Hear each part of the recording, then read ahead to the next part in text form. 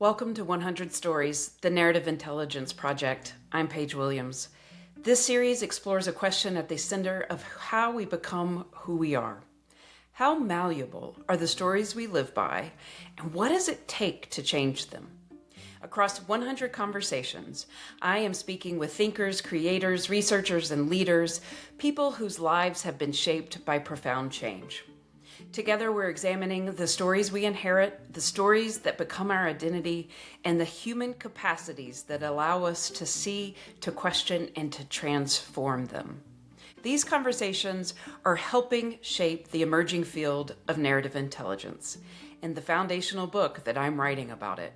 This is 100 Stories. Today, I am speaking with my friend Lindsay Scola. She is a speaker sleep educator and sleep disorder patient advocate. Her work explores helping high performers understand their sleep and recognize the flags for when something might be disrupting their sleep. I invited Lindsay to 100 Stories because she is beyond a sleep disorder specialist, a storyteller herself, and a creative. And sleep is so important in my life. I know it's important in your life, and I wanted to learn from her because we are always telling stories about sleep, how it affects us. It is a through line of our life. It affects our health, our creativity, and our performance. So welcome, Lindsay. I'm so excited to have you.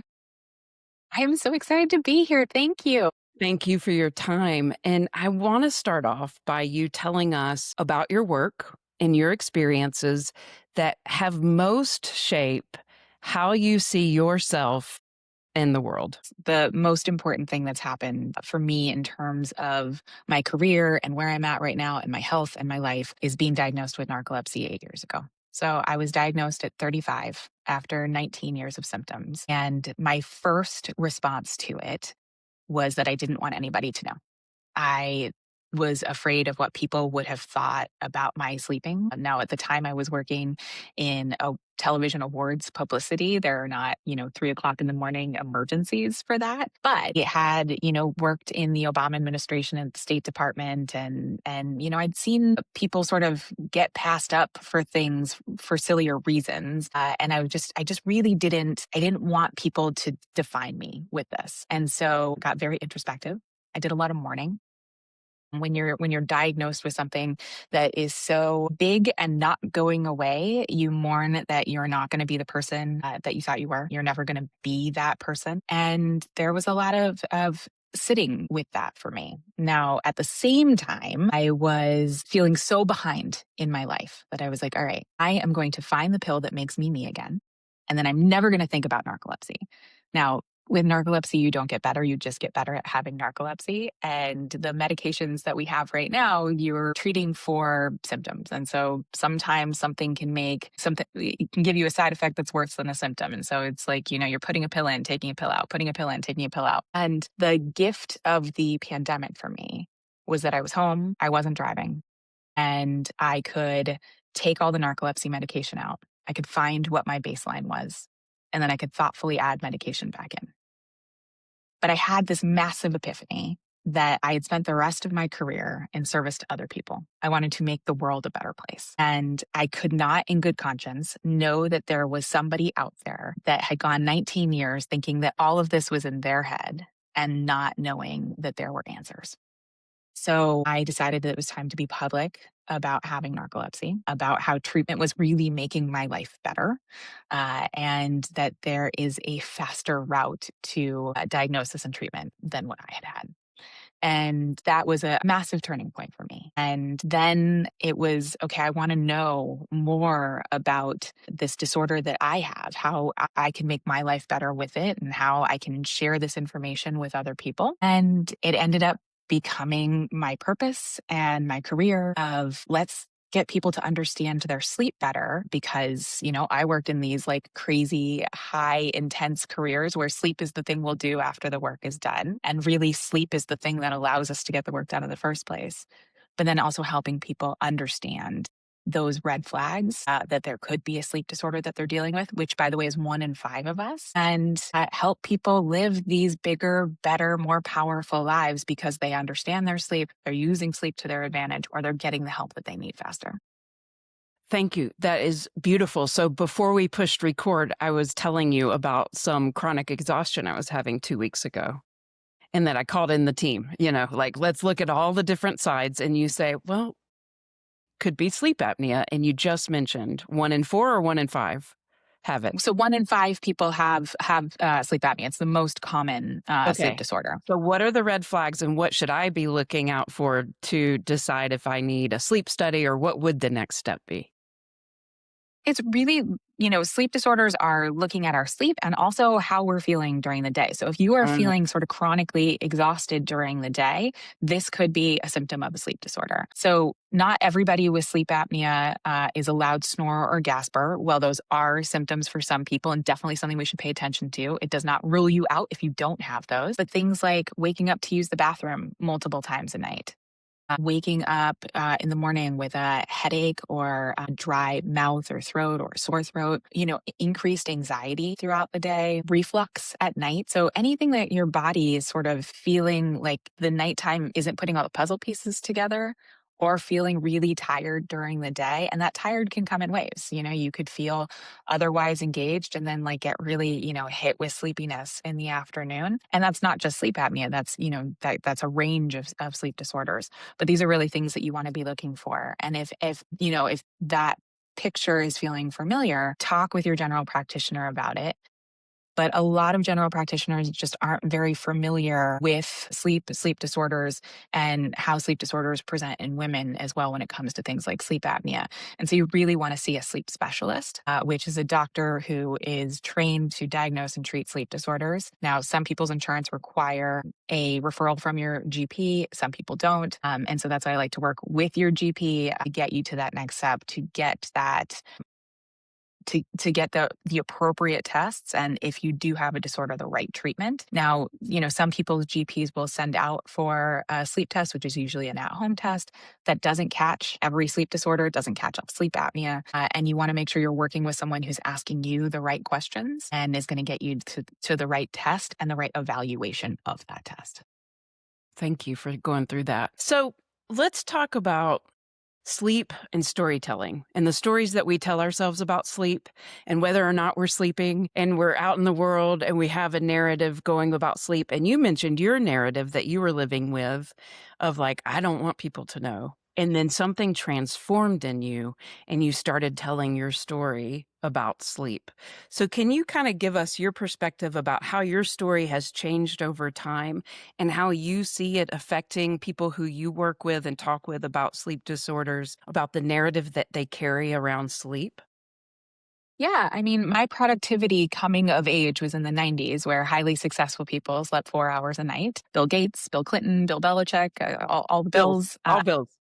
We stopped talking about it after Bill Clinton had his heart attack, but like all the highly successful people slept 4 hours a night. And I needed more sleep than that. And so there was, a sort of an icky feeling of like, I can't be as productive as like the really productive people because my body seems to need more sleep. Then there's the like, sleep is a bad thing because we need to get all this done. Society told us if we were tired, we were doing it right. So, you just drink more coffee, push harder, first one in, last one out, we'll sleep when we're dead.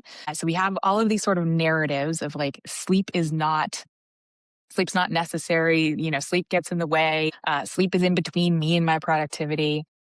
And so, because I have narcolepsy and I spent 19 years not knowing that, there was a lot of shame and self-doubt for me that I was sneaking naps in public bathrooms because it was the only place I could think of to sleep. And so I came up with this whole thing of where people wouldn't see me. So I would go into a stall, sit on the toilet seat, curl my feet up onto the seat, lean my head against the wall, and I could take a 15-minute nap that way. And it was all the steps that I would think through that I didn't want someone seeing my feet dangling in there for 15 minutes, and all of the twists and turns and mental gymnastics my brain was doing of where I could take these naps and get away with it. And so I've napped in a lot of bathrooms in congressional office buildings. I napped in the bathrooms at the UN. I did this for a lot of years, and I was just like, I didn't want anyone to know that I needed it. And these 15-minute naps were actually pretty refreshing for me and like got me moving to my next, the next part of my day, which, people with narcolepsy do find short naps refreshing. And if we had talked at all about like what healthy napping is, like these could have been some indicators for me that like something wasn't right. But, I thought it was a personal failing that I needed to nap to be able to like keep up with all of these incredibly, smart, successful people that I was around. And then I hear from people all the time this story of I'm a bad sleeper. And like we would never say like someone with asthma is a bad breather, but it's like become perfectly okay that some people are bad sleepers. And that's just not a thing. There's a reason that something with your sleep isn't working. So you might be a light sleeper that needs some help with tools about, falling asleep and staying asleep if you're dealing with insomnia. But if you're somebody who's waking up a lot during the night constantly, there might be a reason you're waking up constantly during the night. It could be sleep apnea. And with narcolepsy, we have fractured sleep. I can fall asleep fine, but I can't stay asleep without intervention. And, because we don't really, and until recently, we really hadn't talked about sleep at all and what sleep should look like and what healthy sleep is. It's allowed us to create more of these narratives in our head about what sleep is for us and what it should or shouldn't be. Yeah, why do we judge how we sleep as humans? Because I think it's antithesis of this sort of hustle culture narrative that you're supposed to grind, you're supposed to work as hard as you can and get as much done. And so that allows a level of guilt to be associated with sleep. And I'll still hear from people like, I see my husband napping all the time and I think he's setting a bad example for our kid. And you're like, hold on a second. Like, for a lot of people, napping is really healthy. Like, a 20-minute nap in the afternoon can like be really good for your blood pressure and for creative thinking. And, as long as you don't have a hard time falling asleep at night, like napping is great. There's nothing lazy about that. I'm glad to see more businesses putting in, sleeping rooms. But we have so much of this ingrained inside of our culture that sleep is lazy. And I mean this, read about when Thomas Edison was like inventing the light bulb and like he thought that like sleep wasn't necessary and that we would like find, with being able to have light for longer, we would find ways to get rid of our sleep. Like that sleep would become unnecessary if we had, light that we could be doing things in the middle of the night. Makes sense. So we've been Industrial revolution. It's like all of a sudden we have to be super, super performative. Well, the Industrial Revolution really like changed the way that we slept. People used to sleep in two sleeps. So they would like sort of, sleep with the sun, the way that we're sort of biologically programmed. So they would go to sleep when it got dark. They'd wake up in the middle of the night. They'd be up for a couple of hours, do something with the family, pray, have sex, smoke a pipe, whatever people did before the internet. And then they'd go back to sleep and they'd wake up in the morning. And then, with the Industrial Revolution, when we got this sort of like consolidated work schedule, sleeping schedules got shrunken. And then we started sleeping in more of one sleep versus the two sleeps that we used to traditionally have. Have you done much research around culture and how other civilizations even talked about sleep, or did they talk about sleep? Is there much written about it? Yeah, I mean, they're the same way that we talk about, food and family and all of that is completely different in cultures. Like there's a very broad spectrum around this.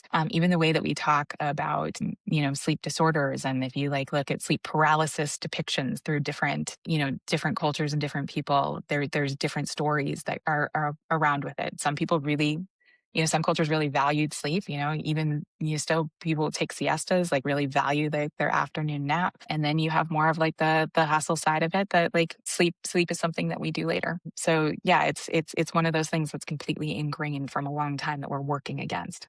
What changed for you when you were given the words to receive language and diagnosis that better explained your experience? Did it change how you understood yourself? And did it change how you lived? You talked about COVID was the time where the transformation happened, where you went from shame and like, let's really figure out causes and conditions of this. And then something transformed in you, and then you saw it a new way.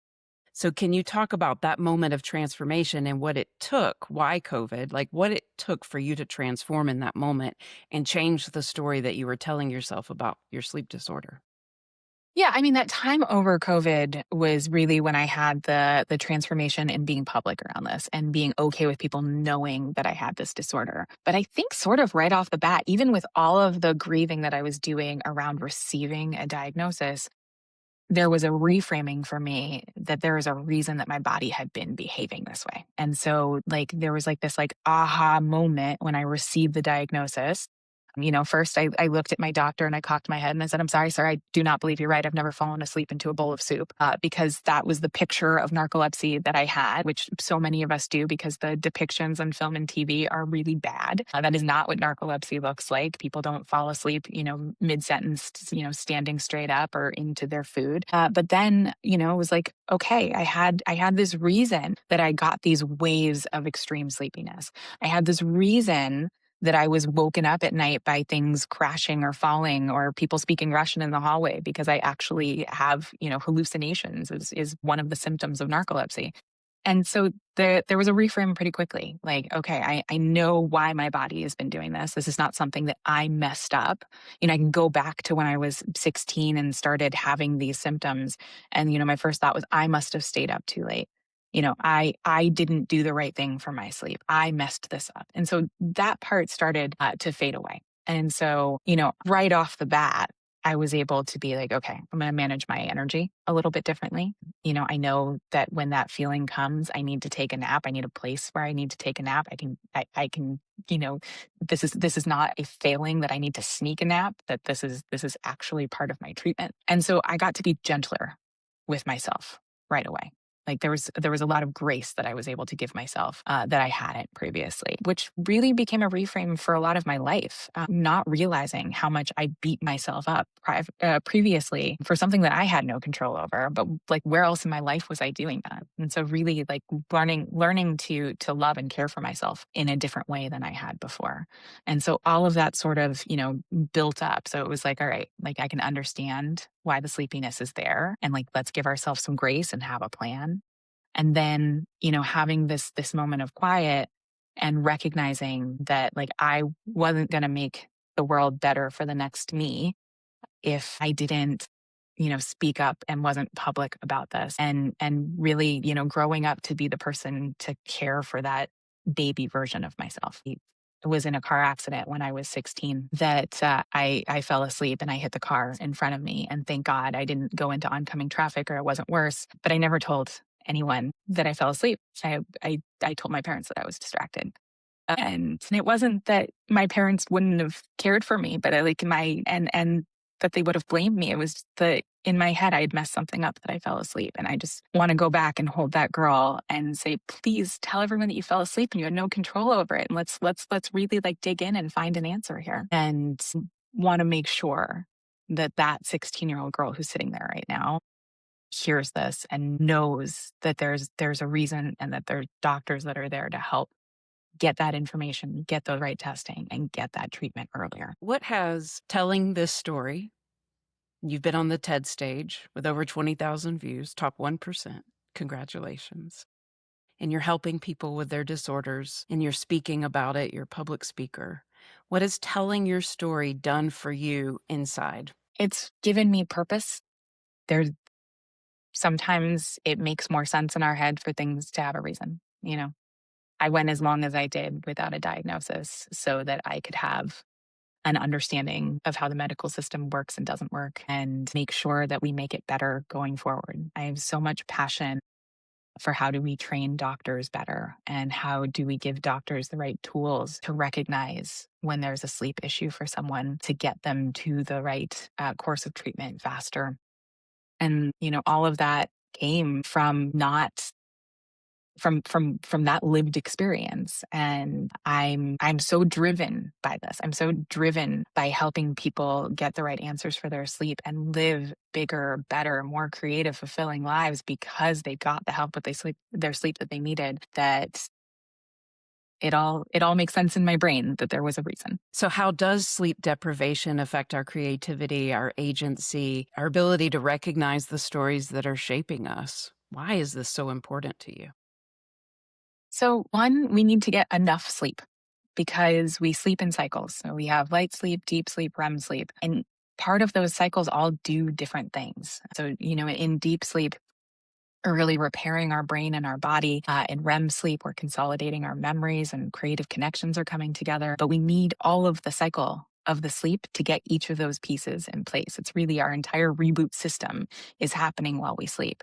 And if you start shortchanging that, you lose from the deep sleep at the top of the night, you lose from the REM sleep at the bottom of the night, and you miss those opportunities to replenish your system, but then also making those creative connections. And when we're not getting that sleep, we really start to suffer cognitively. And so it's like you want all of the benefits. So when you get enough sleep, you're getting those benefits. It is making you more productive during the day. It is making you more creative. But then understanding when you shortchange that, it's not just not getting those benefits, you're severely hampering yourself cognitively and with some serious downstream health effects.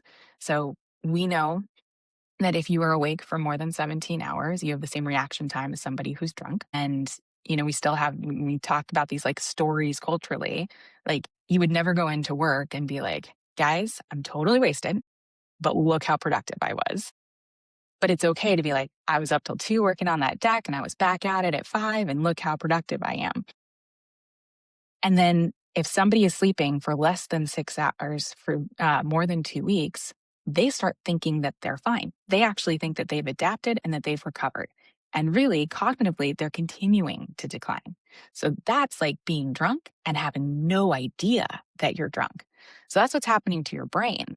But then if you're looking, over time, what lack of sleep does, higher blood pressure, higher insulin resistance, higher rate of metabolic disorders, heart attack, stroke, even death. So it's really important that we are getting the right amount of sleep for us, which is really personal. So the average adult needs between 7 and 9 hours, but what works best for you and what works best for me are not going to be the same number. There's, so much going around the internet right now in like the longevity space that it's like between 6 hours and 25 minutes and 7 hours and 2 minutes or whatever for like the most ideal number of sleep, like which is total bullshit. So you need what works best for you. And again, the average adult is between 7 and 9 hours. Some people might be a little less, some people might be more. And you need to be getting the sleep in the time that's right for you. And if you are waking up and something is not feeling right, like you're still feeling tired, and you are waking up a lot during the middle of the night, so you're never getting that complete amount of sleep, that's when we start looking at sleep disorders because they're going to have those same downstream health effects if you're not getting treated for them. Okay, this is for me personally.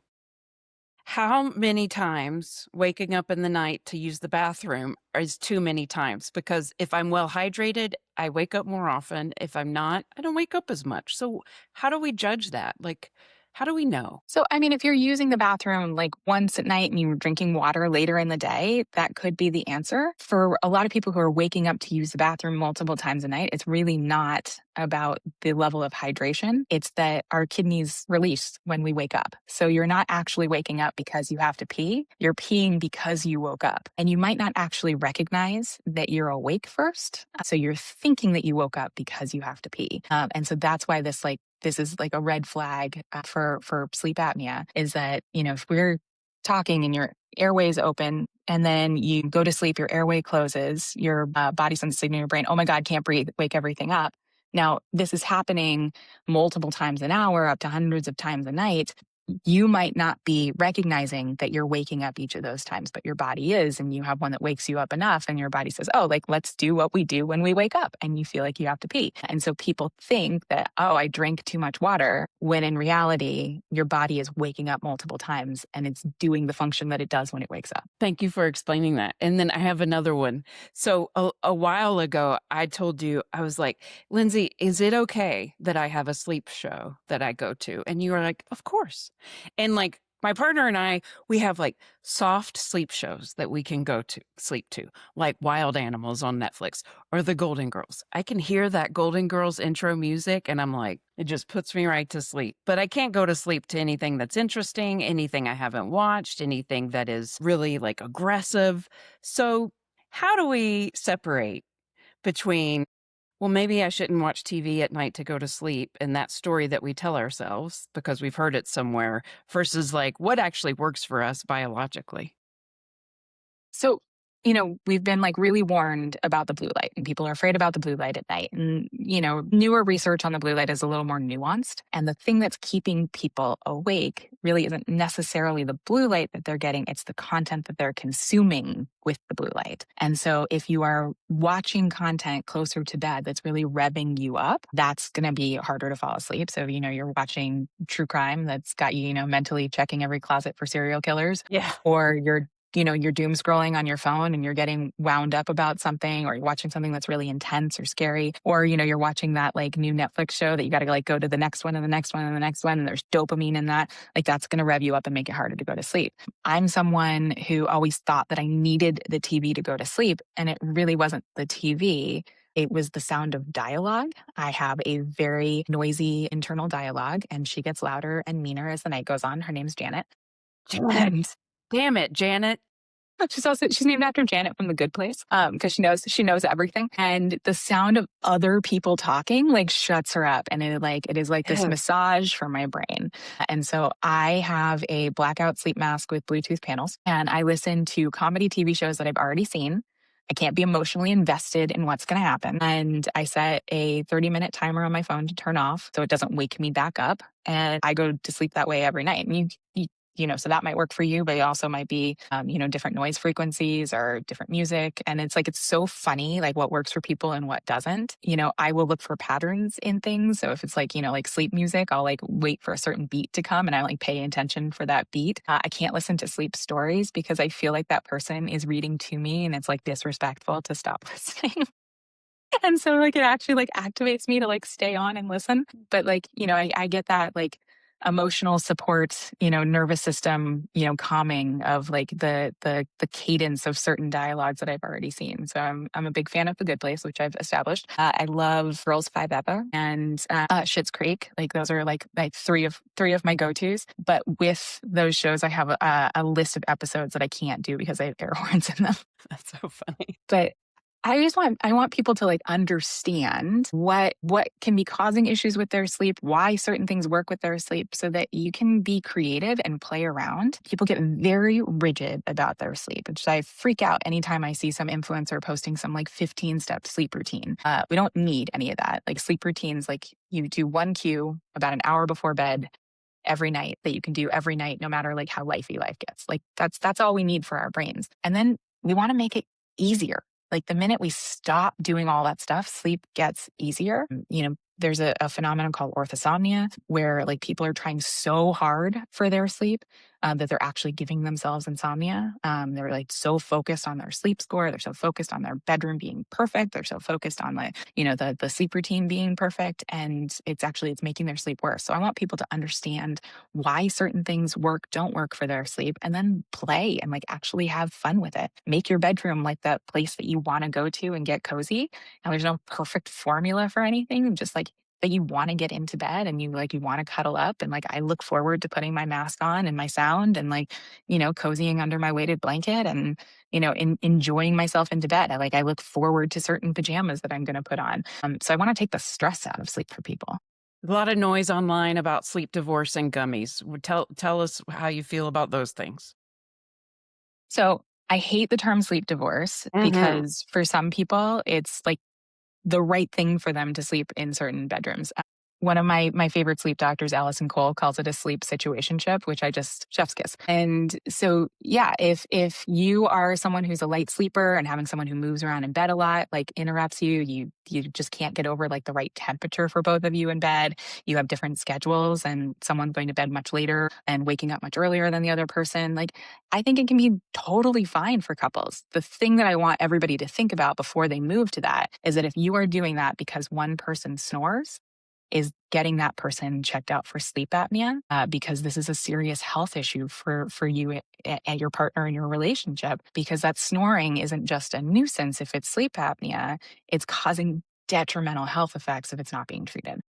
Right. Thank you for saying that. And how where do you land and where does the science land with like gummies with THC or without, even melatonin, like all of that. Are we just searching to find what works for us?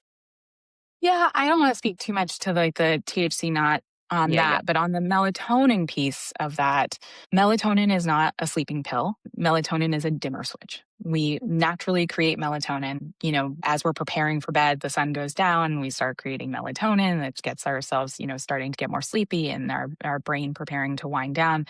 And so we're making it naturally. Now, there's some people who need it because there's a misalignment for them, or, you're coming back from travel. But what you're purchasing in the store is usually way too high for what people need. It should be like below 3 milligrams, and most of the melatonin is like 5 or 10 milligrams. And then people are taking it right as they go to bed, expecting it to be a sleeping pill. And if you're taking too much, it can wake you up in the middle of the night.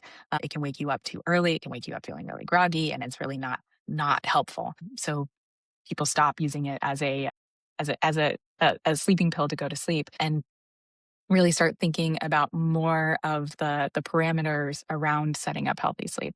Like, doing one cue an hour before you go to bed that like gives your brain that cue that like sleep is coming. So I have an alarm that goes off on my phone an hour before bed to go wash my face.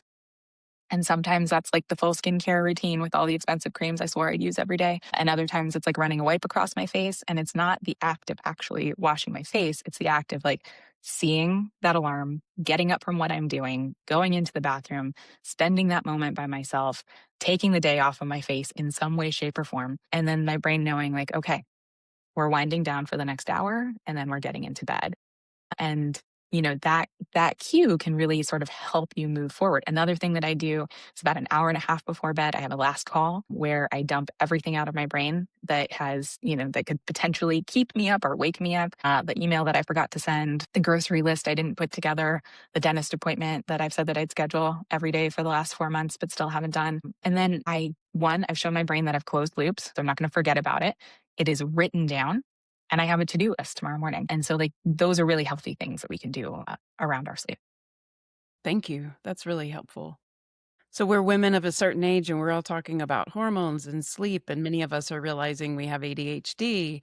And I know that that's something you've written about and you have as well. So can you talk about the story that we are living currently as midlife women in our culture today around sleep and hormones and how it affects us? Yeah.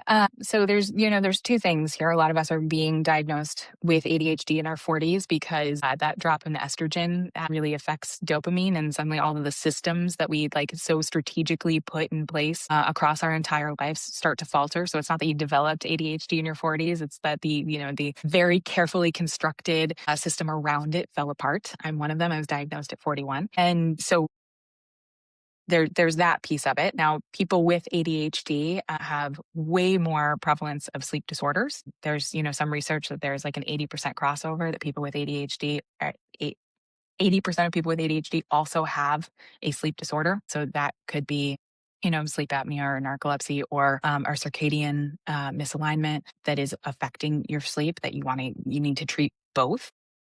And then there's, hormones that are affecting your sleep. Estrogen and progesterone both affect the architecture of your sleep and sort of your anxiety and the other things that can wake you up. And so I want people to understand though that as, hormones could be potentially disrupting your sleep at night, so can sleep disorders.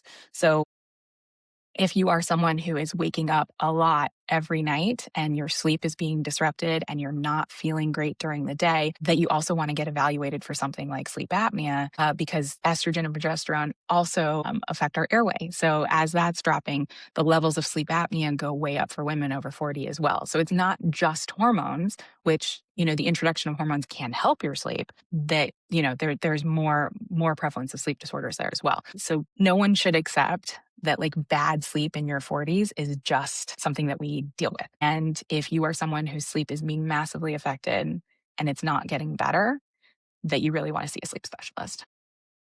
If you could wave a magic wand and put all of the information that you could possibly desire into our heads about sleep, what would you have us know? that sleep is important. Sleep is something that we should value up there just the same way that people do with exercise and nutrition. That, you want to prioritize it when and wherever you can. And that if you are giving yourself enough time to sleep and you are waking up feeling depleted, that this is time to go see a sleep specialist. Okay, so I'm doing this project called 100 Stories, the Narrative Intelligence Project, to talk about how stories run our lives, impact our lives, and our ability to change story. When you hear the words narrative intelligence, what do you think of and how might you define it? So, I think one of the massive reasons that sleep disorders are so underdiagnosed. Now, I was saying that 1 in 5 people has a sleep disorder.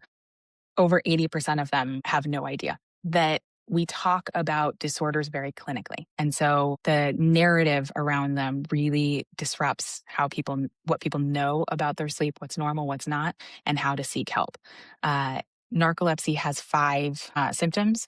There's excessive daytime sleepiness. There's hallucinations. These are as you're falling asleep or waking up. That can be audio, visual, or sensory, or a combination of the three. Sleep paralysis, where when you're falling asleep or waking up, you can't move or vocalize.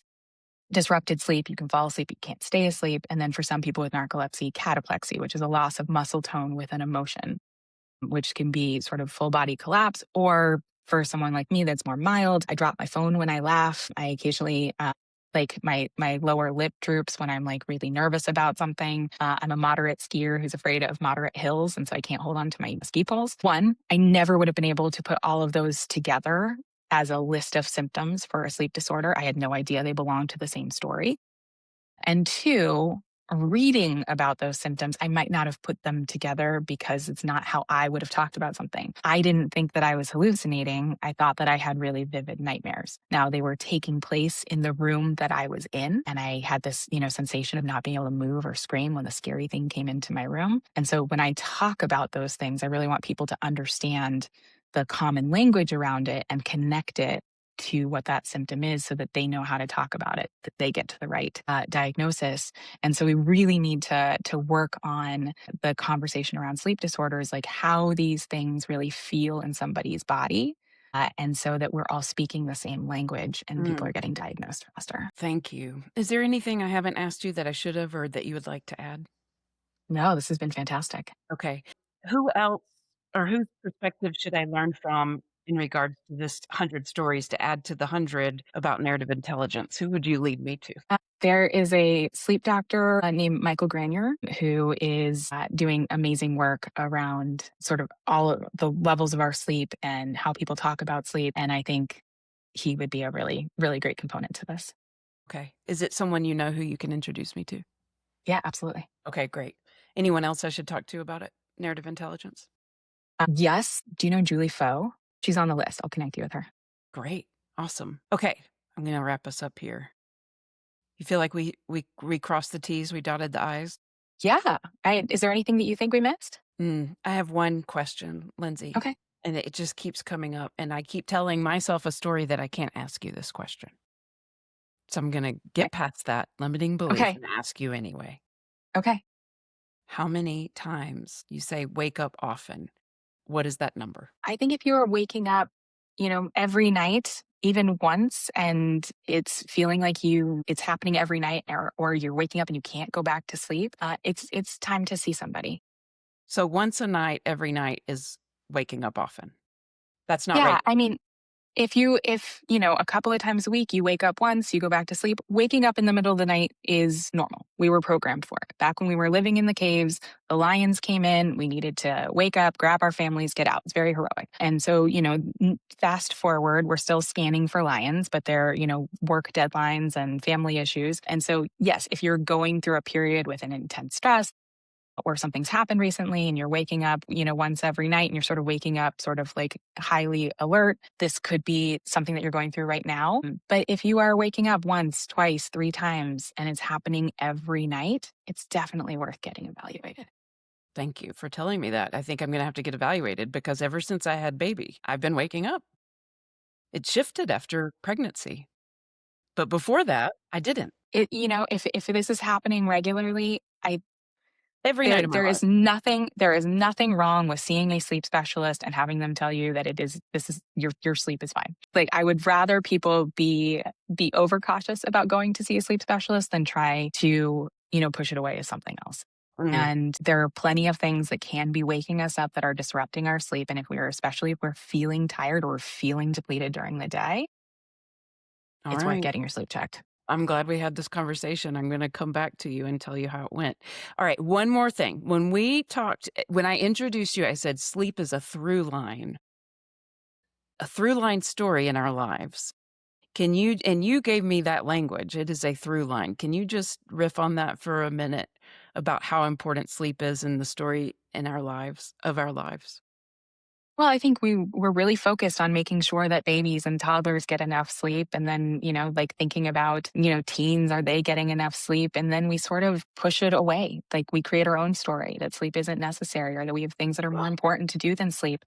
But, sleep is the thing that is allowing us to get everything done in the first place. So I want people to start rewriting their story with sleep. The same way that you care for your baby, the same way that you care for your child to make sure that they're getting their sleep. Think about that for you, that you're putting your health and your family's health as a priority by making sure that that sleep is accessible to you as well. Thank you so much, Lindsay, for sharing your story about sleep and for helping us understand more about our story about sleep. I know I have some sleep work to do now, and to get curious and let curiosity drive the bus in regards to my sleep. What I realized in that interview is I've been waking up 1 to 3 times a night to use the bathroom for a very long time. Perhaps I'm one of those 5 who needs to look at sleep in my life.